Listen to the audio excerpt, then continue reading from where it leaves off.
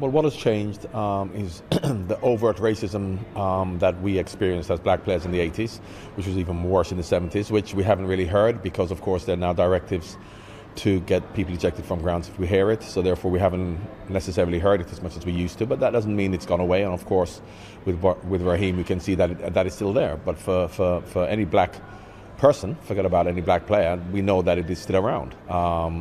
So I suppose the surprise to mainstream society is that it's reared its ugly head again. But if you look at what goes on in society generally, it's still the same as it always has been. Well, the people who are surprised are the people who it doesn't affect. Mainly white people. Whereas if you ask any black person, they go through this most days. And I'm not talking about necessarily the overt racism that we don't see anymore, but just the racism whereby people in the inner cities have been disenfranchised in terms of the opportunities presented to them, educationally, socially.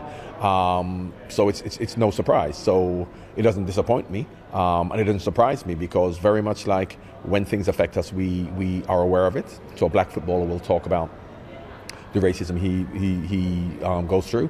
A black actor will talk about the lack of opportunities in terms of them getting Oscars, and Stormzy and black musicians will talk about the fact that they're not getting Grammys. However, my whole take on the whole thing is that the voice that we have, be it Raheem Sterling, Stormzy, or Idris Elba, any black actor, let's use that to talk about the real issue of the disenfranchisement of people in the inner cities, black people in the inner cities, not being given opportunities.